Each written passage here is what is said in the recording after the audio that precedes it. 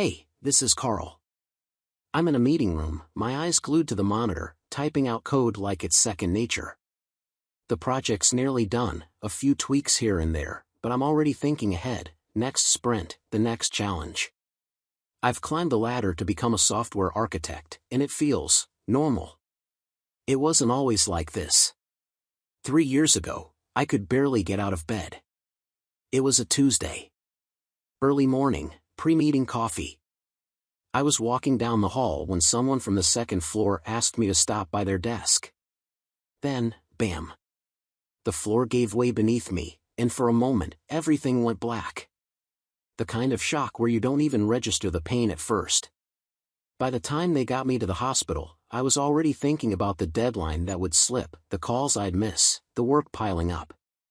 It wasn't until I couldn't move my leg the right way that I realized something was seriously wrong.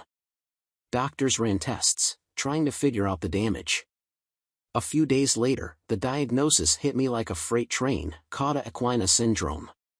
Nerve damage, they said. It wasn't just a setback. It was a life changer. They didn't know if I'd walk right again. And the part they didn't say but I understood too well? There were things I wouldn't be able to do anymore, ever. The recovery felt like years. It wasn't the surgery, or the physical therapy. It was the waiting. The hours spent staring at my reflection, wondering if I'd ever feel the same again. And then, the doctors hit me with it, the infertility. It's a risk, they said, but I knew. I'd always been the one who took risks. But this one? This one came with no recovery. No easy fix. The worst part? I didn't tell anyone. Not my parents, not my friends. They couldn't fix this, and I didn't want them to try. I buried it, put it behind a wall of meetings, deadlines, and code. My career? It was taking off, and I threw myself into it, hoping the success would drown out everything else. No one noticed the way my eyes dulled or the way I avoided certain conversations. I didn't even think about it until my parents called me again, asking when I'd meet someone special. The Harris family. Always about tradition. Always about what's expected. I've spent my entire life trying to live up to their version of success, but I've never been the person they wanted. They see me as the son who's supposed to find the right woman, get married, have kids. But every time they asked, I felt this growing pit in my stomach. The script they wanted me to follow was one I couldn't play along with. I didn't even know how to explain that. I remember the last dinner we had together. They sat across from me, eyes gleaming, asking if I had someone in my life. I shrugged, talked about work, and they nodded, satisfied. They didn't know. They couldn't know. They wouldn't understand. So I kept moving forward, buried in lines of code, pretending everything was fine. Pretending I was fine. It started with a dinner party. The kind where you're expected to wear something formal and laugh at all the right moments. The Walkers, family friends of the Harises, had invited me over. I'd barely managed to talk my way out of canceling, but I couldn't come up with a good excuse. My mom's voice echoed in my head, "It's time you start meeting people." So, I went. The Walkers lived in a sprawling suburban house with an open floor plan that seemed to scream success. Their place was the kind of home that smelled like fresh-baked cookies and polished wood. Rebecca was there, of course, their only daughter. I didn't notice her at first. I was too busy shaking hands and pretending to care about the latest neighborhood gossip. But when she caught my eye from across the room, I couldn't look away. She wasn't the type to blend into the background. She had this quiet confidence, the kind you notice when someone doesn't need to prove anything.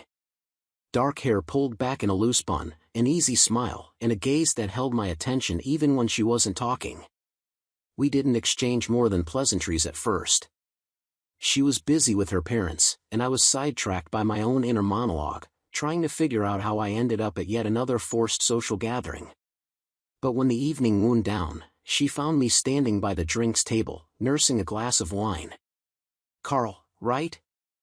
Her voice was warm, but her eyes were sharp, like she could read something I didn't want to admit. "Yeah. You're Rebecca?" She nodded. Funny. I don't think we've ever really talked at one of these. Could be we've avoided each other, I said, half smiling. I'm pretty good at that. She laughed, but it wasn't forced. I can tell.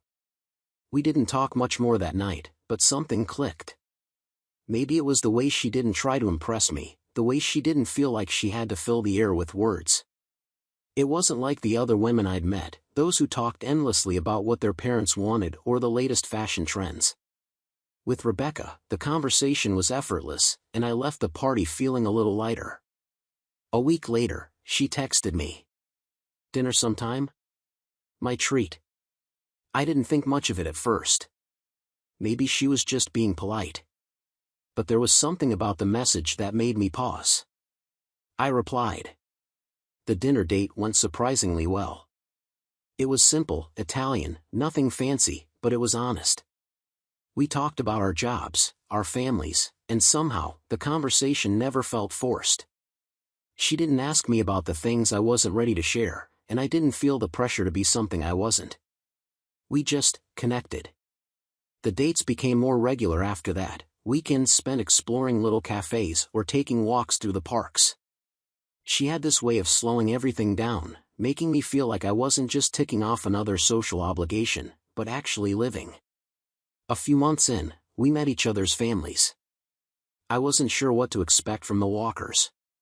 From the outside, they looked like they had it all together, upscale, well-dressed, always with the right thing to say. Rebecca was their pride and joy, their only child. They expected great things from her, and I couldn't help but feel the weight of their gaze when I entered their home. But they were welcoming in a way that felt genuine. There was no fakeness, no pretension. And when it came time to meet my parents, I braced for the usual. The questions, the pressure. But Rebecca handled it with ease, talking about her work, her travels, like she didn't need to try too hard. My parents, for once, seemed satisfied. We didn't talk about the future yet. We didn't need to. It was one of those rare moments when everything felt comfortable, like we were both in the same place without needing to define it. The weekends became routine, dinners at her house, drinks with my friends, trips to the movies, walks in the park. There was something easy about us, something that didn't need explaining. Then came the moment when it all felt official. A Saturday evening, just the two of us on her balcony, the city lights stretching out below us. I like this, she said, her voice quiet. I like us. I glanced at her, the weight of her words hanging in the air. Me too. It wasn't a declaration of love, not yet. But it was a promise, a simple recognition that we both were moving towards something without saying it aloud. It wasn't dramatic. It didn't need to be. What we had was enough, and it felt real in a way I hadn't known I wanted. It wasn't long before I realized I'd stopped looking for excuses to stay in, or to hide in the comfort of my work. Rebecca had a way of pulling me out of myself, of making me forget that I was supposed to be the person everyone else wanted me to be. With her, I could just be Carl. And for the first time in a long while, that was enough. But then, a few weeks later, everything changed in one unexpected moment. It was a Saturday afternoon, the sun casting long shadows across the floor of my living room as I tidied up. I hadn't expected visitors, but the doorbell rang. When I opened it, there stood Rebecca with her parents, Mr. and Mrs. Walker, standing behind her, eyes sharp. Before I could say anything, Rebecca spoke. Carl, I need to tell you something, she said, her voice trembling slightly. I didn't understand why she was so nervous, but I stood there, waiting for her to continue. She took a deep breath, eyes flickering between me and her parents. I'm pregnant. The words hung in the air. My heart stopped for a moment. It was like everything slowed down, as if I was hearing someone else's life story. I blinked, unsure how to react. My mind scrambled for the right words, but nothing came out. Rebecca looked up at me, waiting for a reaction. And then her parents spoke, as though the announcement wasn't just a personal moment but a matter of family business. Well, then, we should get things moving, her father said, his tone all business. Mrs. Walker nodded beside him, a satisfied smile spreading across her face. What are you waiting for, Carl? Mr. Walker continued. You and Rebecca need to get married. It's only right. Our families need to settle this. I opened my mouth to respond, but it felt like the words were trapped inside. I wasn't sure what to say, how to respond. My mind was still stuck on her words, the weight of them suffocating everything else. Pregnancy. Marriage. What just happened? But it wasn't just Rebecca's words that had changed the game. It was the way both sets of parents suddenly switched into action. The Walkers, all business and urgency, expected me to respond in kind. And then there was my family. The Harisas, predictably supportive, as always. Carl, this is wonderful news, my mom said, her eyes gleaming with excitement. You've both been together for a while now. It's the right thing to do. My father, ever the stoic, offered a simple nod. He didn't ask any questions, didn't need to. They'd been waiting for a reason to push me in this direction, and here it was, handed to them on a silver platter. The sudden rush of wedding talk was overwhelming. My mind raced. The pressure was immediate, relentless. My parents, eager to be a part of the celebration, started discussing dates and venues, like it was all set in stone. We should set something up, don't you think? My mom asked, her voice filled with certainty. A wedding in the spring, something small, intimate, nothing too extravagant, but enough for family to be proud. Rebecca's parents chimed in, agreeing to everything, already planning everything down to the smallest detail. My head spun. I hadn't even processed what had just been thrown at me, and here we were, discussing invitations, floral arrangements, and reception halls. The gap between what I felt and what was happening stretched wider than ever. I wanted to say something, to slow things down. But there was no room for hesitation. The expectations were clear. Everyone seemed so sure, and I felt like I was the only one who hadn't caught up. I'm not ready, I finally managed to say, the words coming out harsher than I intended. We should talk about this first. Just the two of us. The air feels thick, like something's holding all of us in place. Mr. Walker steps in. We're not leaving until we've had this conversation, Carl. His tone is firm, no room for negotiation. I look back at Rebecca, but she doesn't speak, just stands there, tense. Her mother gives me one of those fake smiles, the kind that makes everything worse. This isn't the time for secrets, Carl, Mrs. Walker says, crossing her arms. We're all involved now. I feel like I'm losing control. I didn't sign up for this, I say through gritted teeth. Rebecca looks away, biting her lip, but it's clear, she's not backing out, not now. The air in the room keeps getting thicker. I can barely breathe. Rebecca, I try again, more gently, just tell me what's going on. This is what's best for everyone, Carl. You need to take responsibility. I shake my head, trying to make sense of it all. Responsibility? I say, barely a whisper. You think I'm just going to go along with this? You can't make me. Enough. Mrs. Walker cuts in, her voice like a whip. This isn't up for debate. We've all agreed on this. Your family, our family. It's done. The words echo in my mind. I want to argue, but I can't get the words out fast enough. Carl, Mr. Walker says, his tone suddenly colder. You have no choice. This was planned. By both our families. What the hell are you talking about? I ask, my chest tightening. Before he can explain, there's a knock on the door. I'm not sure I want to know who it is, but before I can even reach the handle, the door swings open. My parents step inside, as though they've been waiting for this moment. My mom's face is set in that disappointed look she's perfected over the years. My dad's eyes are focused, calculating. Carl, my dad says, his voice steady, we need to talk. I blink, feeling the weight of everything crashing down. What do you mean, talk? This, my mom says, her eyes scanning the room, this is happening. The Walkers and we've already talked about it. We've all agreed. I feel the room tilt, the floor beneath me shifting. You, what? I try to process the words, but they don't add up. My father's eyes meet mine, steady, unwavering. This was planned. All of it. Rebecca getting pregnant. The marriage. Everything. Mrs. Walker steps in, her voice softer now, but still firm. Your family thought it was the best way forward. It's the tradition. You'll understand in time. I'm standing there, stunned, unable to speak. My mind's racing, but nothing makes sense. I want to scream, throw them all out, but instead, I hear my dad's voice again. This is for the good of both families, Carl.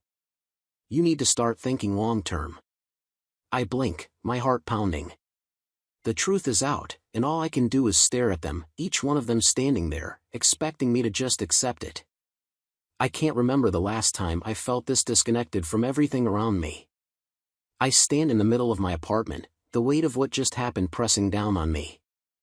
I look at each of them, my parents, the Walkers, Rebecca, standing there like nothing's wrong. But everything's wrong. I take a deep breath. Enough. All of you, just stop. Rebecca flinches, but I don't care. This has gone too far. Do you think you can just pull the strings like this and expect me to follow? I'm talking to my parents now, their expressions unreadable, but I'm not backing down. I'm not a puppet in some twisted family plan. You don't get to decide my life. My dad's face hardens, his jaw tight. We know what's best for you, Carl. All of us, the Harises and Walkers, we've thought this through. Really? I bite back. You've thought it through? This is your idea of what's best. Taking control of my life, my future, because you think you know better? Rebecca looks away, her hands trembling. But I can't look at her anymore. The betrayal stings deeper than I want to admit.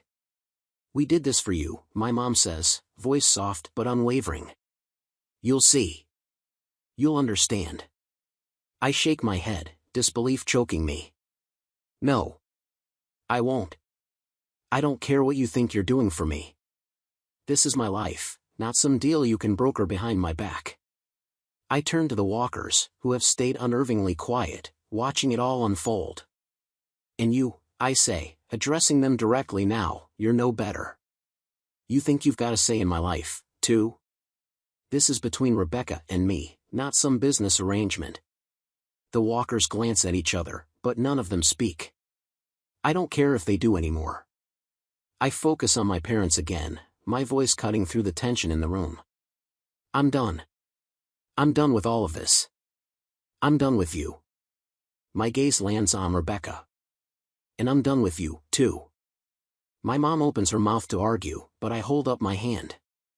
You don't get to justify this. You've pushed me into a corner, and I won't be your pawn anymore. I walk toward the door, gripping the handle. Get out, I say, staring down both families. Leave. This is over. They hesitate for a moment, as if they want to fight back, but I don't give them the chance. I swing the door open and gesture for them to leave. The silence that follows is deafening. They file out of my apartment, leaving me standing there, alone, for the first time in weeks. I close the door behind them, the finality of it sinking in. The days after they left feel like a blur. It's like I'm waking up from a dream, or maybe a nightmare. I don't know. But I'm moving forward, slowly but surely. I take some time to clear out the clutter in my life, literally and figuratively. The phone calls stop. The emails pile up, but I delete them all. For the first time, it feels like I'm breathing again. I start taking care of myself. I spend more time in my own head, processing everything that's happened. I dive into work, focus on building what's next. I meet new people, not for relationships but for myself. I stop trying to fit into other people's molds. It's about time I learned who I am without them. It's not easy, but it's a start.